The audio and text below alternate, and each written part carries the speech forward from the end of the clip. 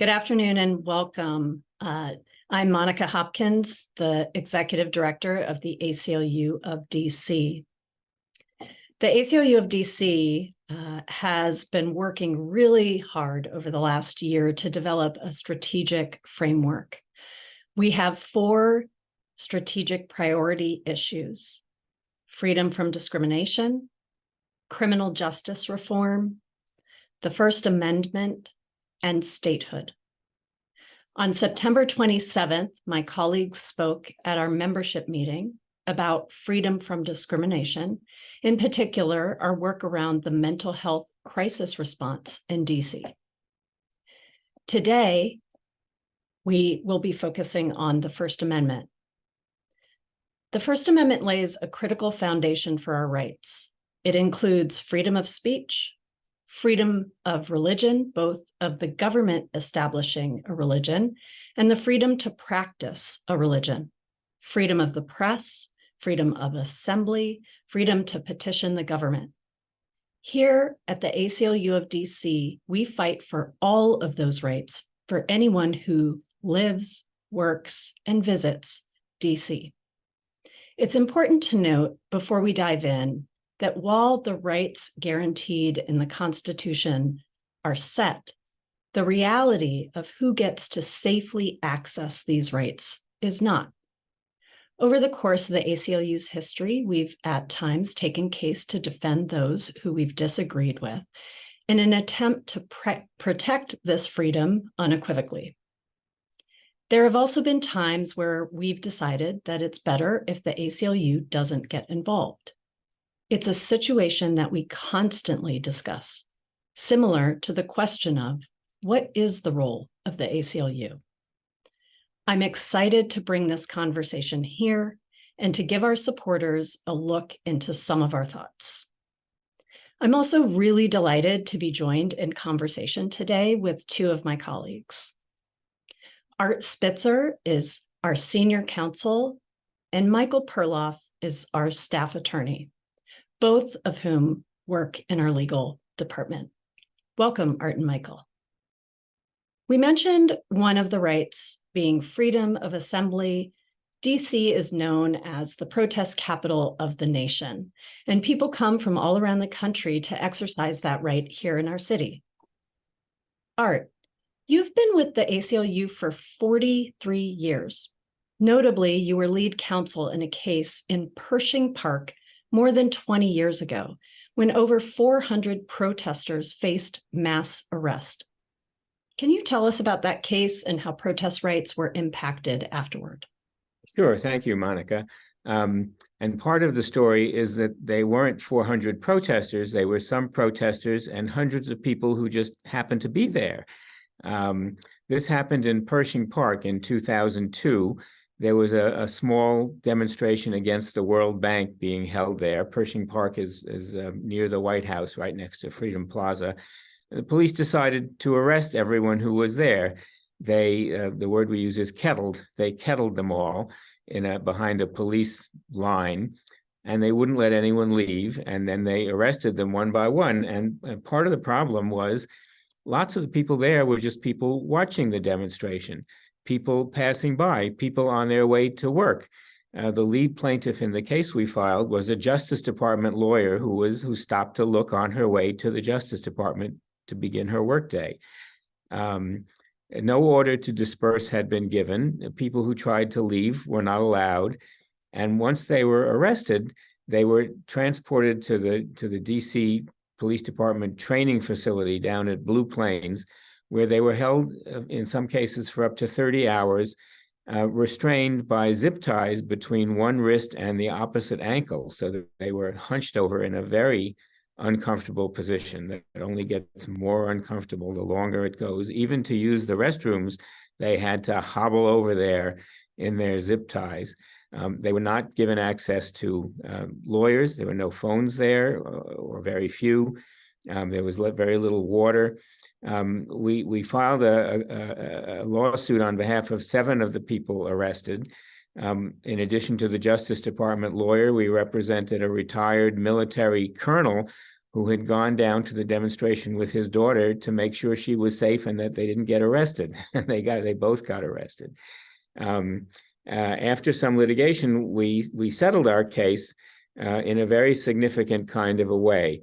Not only did we get nearly $250,000, nearly $500,000 for our clients, and an apology from the police chief, but the district agreed to some significant revisions in how it handled demonstrations and arrests of demonstrations. They changed their policies so that a commander on the scene had to make any decision to do a mass arrest. That commander had to be able to attest that each and every person who was arrested presented probable cause for arrest, that each person was breaking the law, and that that person could be connected to the law that that person was breaking, not just, everybody was doing something wrong. They promised to process them quickly, to give them access to telephones, not to use these hog ties, and to promptly implement a system that's called post and forfeit, where most people arrested for minor offenses, which would include most demonstrators, get to put up $25 or $50 at the police station and get a piece of paper like a traffic ticket, and so they can then leave. They don't have to wait to go to court the next day. And then they have a choice of either just forfeiting that $25 or $50 and the case is finished, or if they choose, they can elect to go to trial and try to make the government prove that they were guilty of something. And the last thing I would say about that is we also took a few of these clients in this case to a hearing at the city council where they explained exactly what had happened. And the members of the council, especially the chair of the Judiciary Committee at that time, were so outraged by their stories that they hired a special counsel. They conducted a serious investigation into what the police department had done. And that resulted in the council enacting a terrific law called the First Amendment Assemblies Act, which provides a lot of protection for demonstrators in D.C. beyond what the First Amendment provides. That law has now been on the books for close to 20 years. It's made a real difference in how the Metropolitan Police Department treats demonstrators.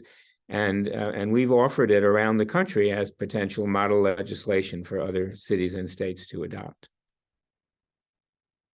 It's such a good reminder, Art, that you said the city went above what the First Amendment sort of requires, and that the Constitution is sort of a floor for our rights. I'm wondering, Michael, can you share what our right to protest looks like today? Monica, that's certainly the case. The right to protest remains safeguarded by the Constitution, but as has always been the case in our country's history, is at times threatened by the actions of government officials. And that was certainly the case in the summer of 2020, when the murder of George Floyd and the killing of Breonna Taylor spurred massive protests all around the country, and particularly here in Washington, D.C. And unfortunately, in response to those protests, we saw several actions by government officials that were wholly inconsistent with our conception of what the right to protest should protect.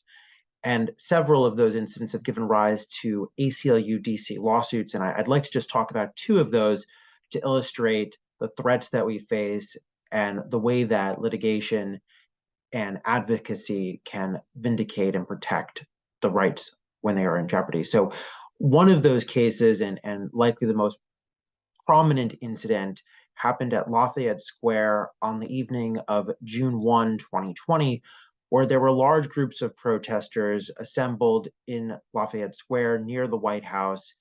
And then those protesters were brutally cleared by federal law enforcement officials and also by local law enforcement officials using tear gas and other weapons. The aftermath, the upshot of that clearing, was that then President Donald Trump came to Lafayette Square, and particularly St. John's Church, and took a photograph with a Bible. This response is completely antithetical to what we think of in terms of the right to protest.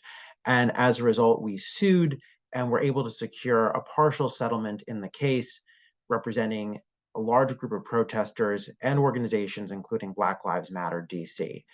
The settlement secured many protections that are consistent with the right to protest and may well go beyond some of the rights that the First Amendment clearly secures. So what does the settlement do? Well, it says that protest permits cannot be revoked without a clear and present danger to public safety. It requires federal park police to provide an audible warning to disperse and to enable a safe withdrawal if a protest is being dispersed.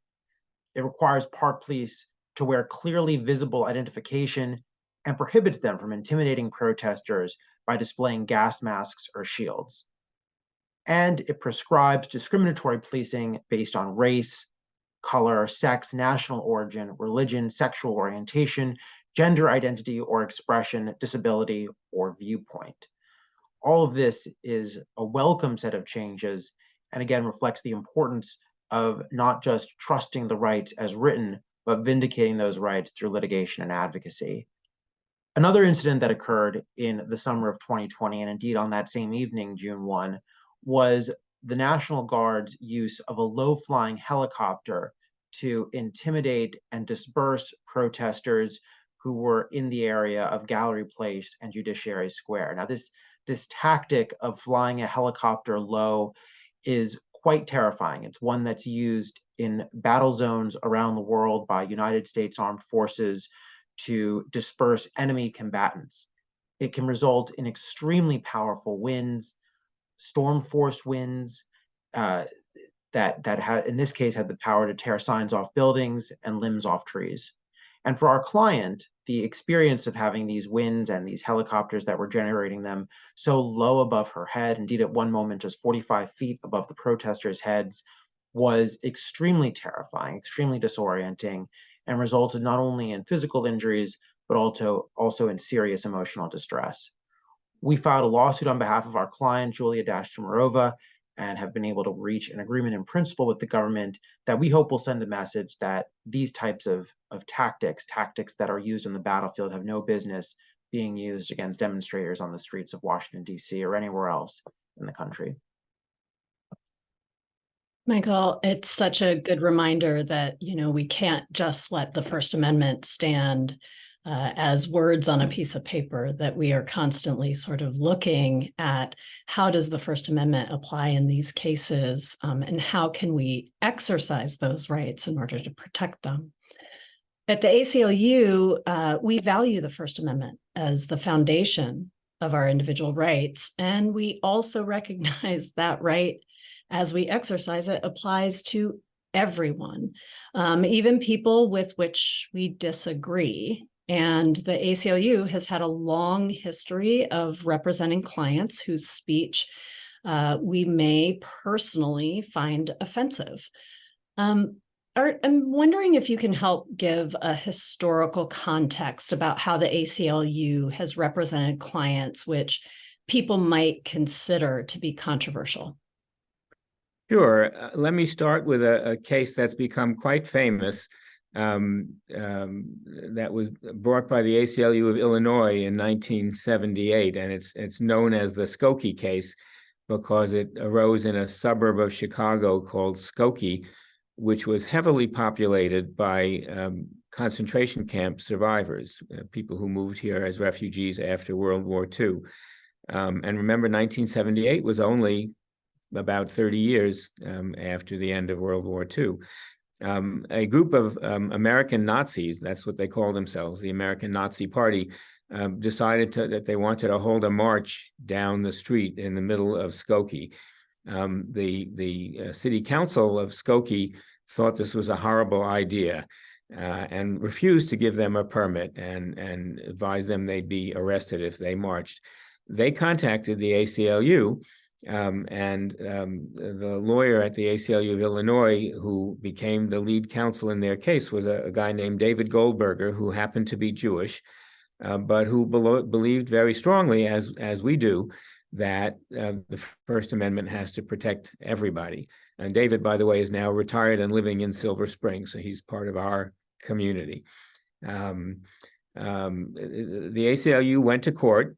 The village and many of its allies argued that these Nazis could go march someplace else, but it was really wrong for them to march in a Jewish community where people would be traumatized by seeing people in brown uniforms with swastika armbands and carrying swastika flags, something that would remind them of the Holocaust that they had personally lived through. But the courts agreed with us that a peaceful march down a public street is something that anybody can do, and it doesn't matter what your flag looks like or what your armband looks like or what your sign says. And the case eventually went all the way to the Supreme Court.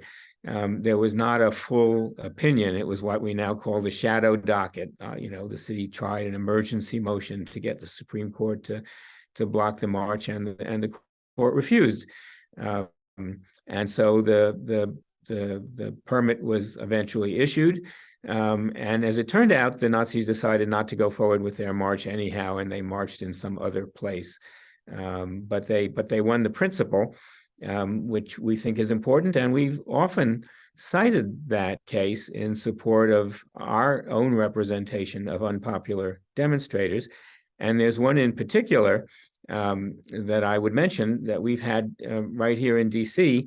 in 1990, when a small group called the Christian Knights of the Ku Klux Klan from North Carolina wanted to march from the Washington Monument down Constitution Avenue to the Capitol and hold a rally on the Capitol grounds.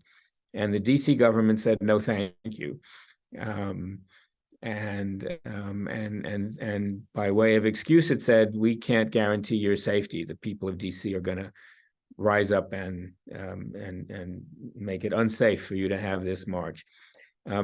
We went to court, and the courts again agreed with us. And of course, we relied on the Skokie case as support for our position. The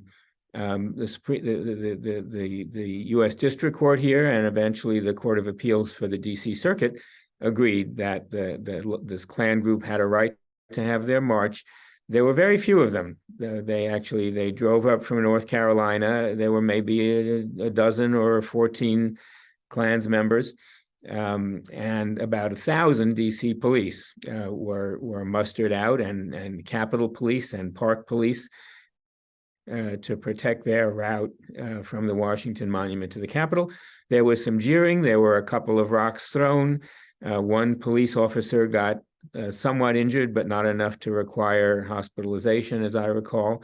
But the march went forward, and of course, the members of the Klan were entirely peaceful. They had their little rally on Capitol Hill, and they left.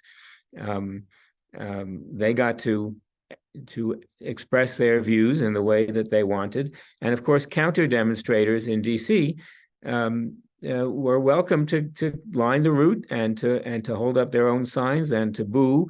Throwing rocks, of course, was not part of what they were allowed to do, and luckily there were only one or two of those.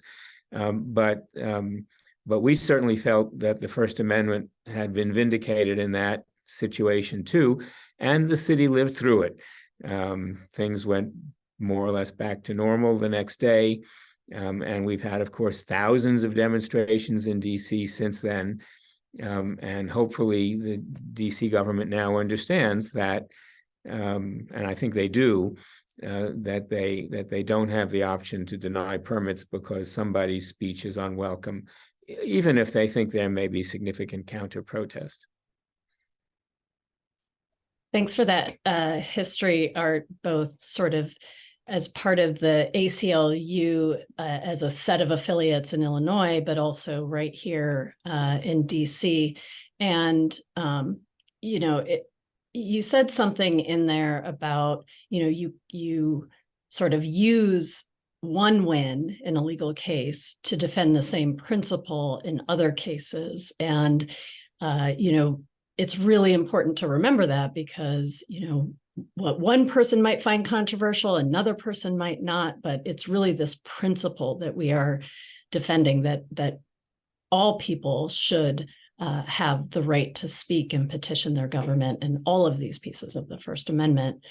And I mean, bringing it up to recent cases within DC, Michael, we had a case in DC more recently, which we took on a client who was one of many who had some outrageous viewpoints. Can you share with us our case regarding advertising on Metro? This is another important First Amendment case, and as Monica, as you said, it's happening right now and currently ongoing in the District of Columbia. It was one we filed in the summer of 2017 against the Washington Metropolitan Area Transit Authority, or WMATA, and concerns whether WMATA can ban advertisements on the Metro that are intended to influence members of the public regarding an issue on which there are varying opinions. And that's the actual text of what this ban says.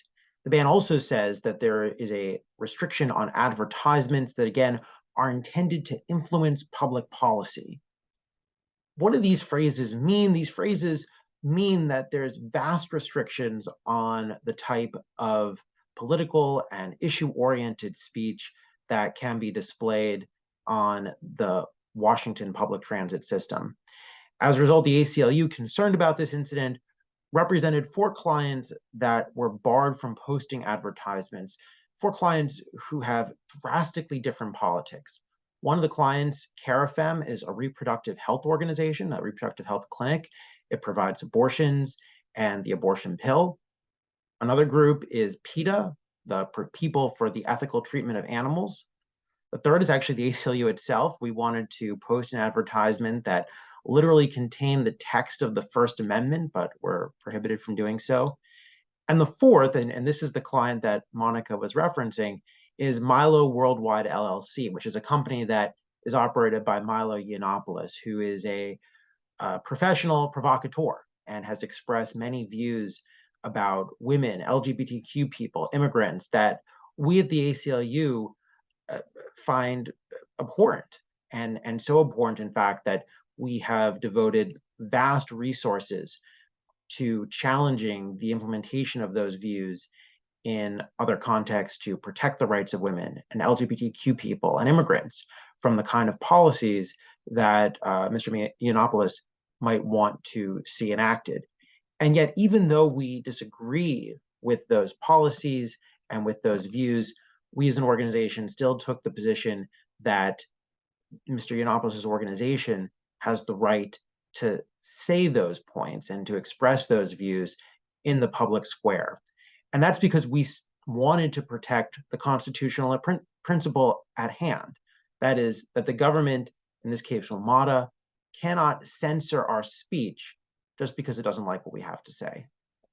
I appreciate both of you giving context to why we at the ACLU find it so critical to uphold these values, even when our client is someone whose speech we disagree with. At this point, I'd like to turn to another one of our rights enshrined within the First Amendment, freedom of religion. We've had a few cases in recent history that I'd like to highlight. Art, I'm wondering if you could share our case on behalf of a Sikh client who wanted to join ROTC. Certainly. In 2014, we represented a college student named Ignor Singh.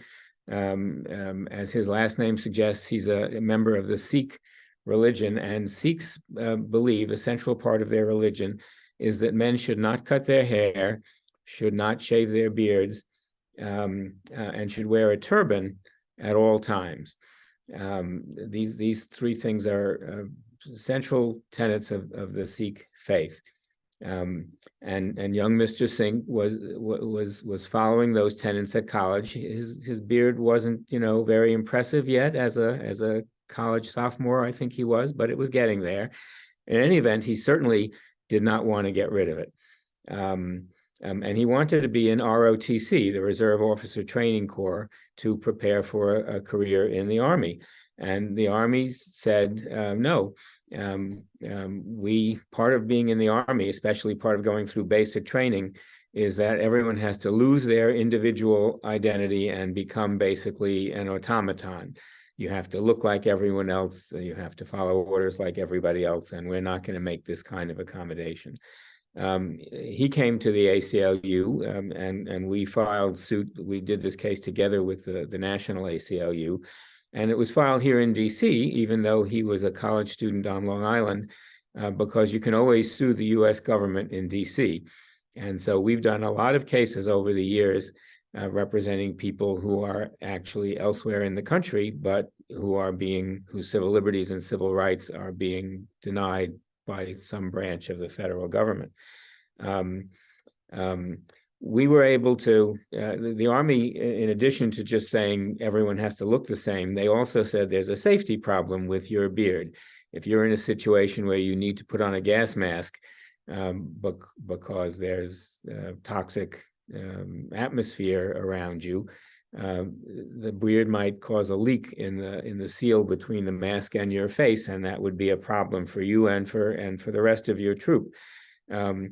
As part of the lawsuit, we were able to make the Army put him through a test that they do with recruits, where they don a gas mask and go into a room that gets filled up with tear gas, and see that the mask can work. And he was able to do that. He passed the test the same as everybody else. And so the Army was basically left with their excuse that we want everyone to look the same. And Amy Berman Jackson, a federal judge here in Washington, said that's not good enough, and ordered the court to allow Mr. Seek to enroll in the ROTC. There was still a question of whether after he graduated, the Army would still resist commissioning him as a lieutenant. But eventually, as a result of this case and some others that some other Sikhs and people of other religions have brought, the Army, and I think now all branches of the U.S. Armed Forces have receded from that position.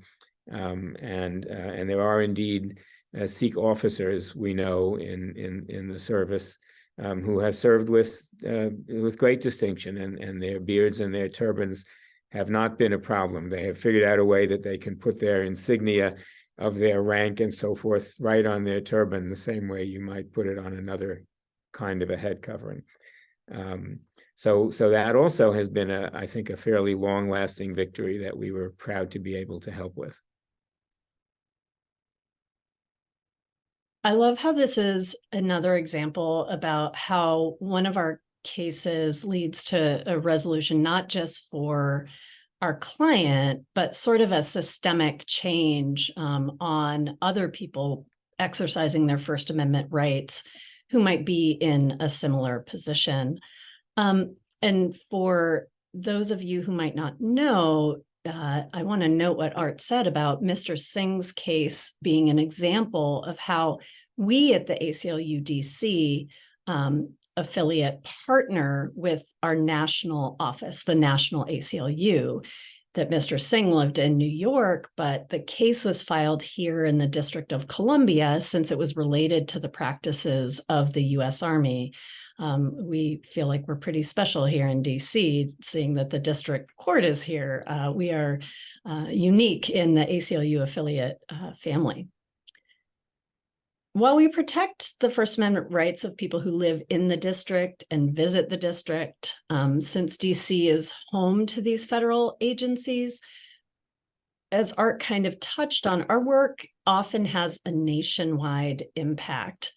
And Michael, I'm wondering if I can turn to you about a more recent freedom of religion case that we filed in regards to practices at the DC jail. Just this August, in fact, we filed a case on behalf of Riley Benjamin, who is a Jewish resident in custody of the DC Department of Corrections and resides at the DC jail. Mr. Benjamin, as a Jewish man who practices a form of Judaism that requires eating only kosher meals, informed the jail of this religious need and was told that he could only get the kosher meals that his religion required if he submitted a letter from a rabbi or another clergyman who provided verification of this need.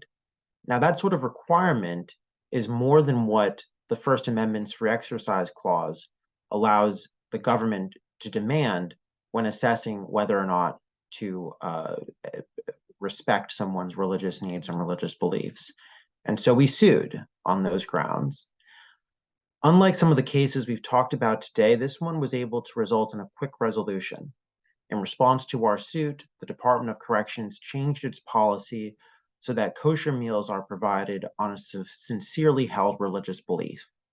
We were able to withdraw our preliminary injunction and now are pursuing only damages as a means of compensating Mr. Benjamin for his injuries.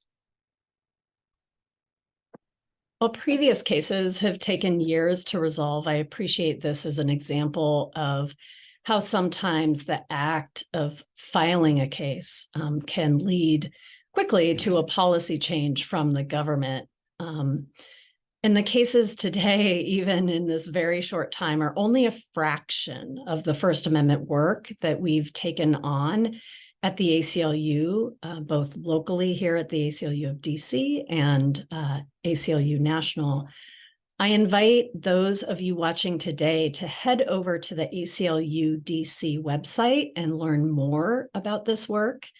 And while you are there, I hope you'll take the opportunity to make a donation in support of our work so we can continue doing this vital work. And since it is the time of year when you think about your giving, I want to ask you to consider ACLU in your plans for the end of the year. We'll post a link in the chat for our donation site. And thank you in advance for your generosity and to those supporters who have been with us for a long time. And finally, I want to thank you both, Michael and Art, for taking the time out of your day to be part of this conversation. Thank you, Monica. Thank you. Thank you again to all of you who joined us. Goodbye.